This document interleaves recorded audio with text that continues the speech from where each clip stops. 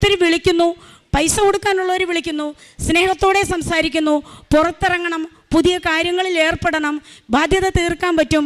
അതിനിടയ്ക്ക് വേറൊരു കാര്യം പറയാനുണ്ട്, ഇളയ മകൻ്റെ, അത് പിന്നെ പറയാം. ബാധ്യത തീർക്കണം, ഉപദേശങ്ങളുടെ പെരുമഴ. പൈസ കൊടുക്കാൻ ഇത്രയും ദിവസം ചീത്ത വിളിച്ചവർ ഉപദേശത്തിൻ്റെ പെരുമഴയാണ്.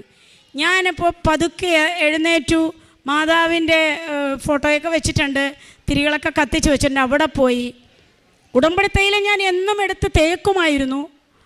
അപ്പോൾ ആഴത്തിൽ അങ്ങനെ മനസ്സർപ്പിച്ചൊരു പ്രാർത്ഥന രോഗസൗഖ്യത്തിന് വേണ്ടി ഞാൻ പ്രാർത്ഥിച്ചിട്ടില്ല.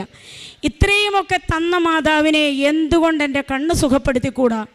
ഞാൻ ആ ഉടമ്പടി തൈലം വിശ്വാസ പ്രമാണം എന്നും ചൊല്ലുന്നുണ്ടെങ്കിലും അന്ന് ഞാൻ പ്രഖ്യാപിച്ച് ചൊല്ലി.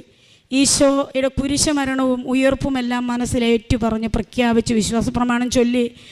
ഇവിടെ എൻ്റെ ഫോണിൽ ഫോട്ടോയുണ്ട്, ഈ 5 ദിവസം മുമ്പ് എൻ്റെ കണ്ണ് ഏത് രൂപത്തിലായിരുന്നു എന്നും ഇപ്പോൾ ഏത്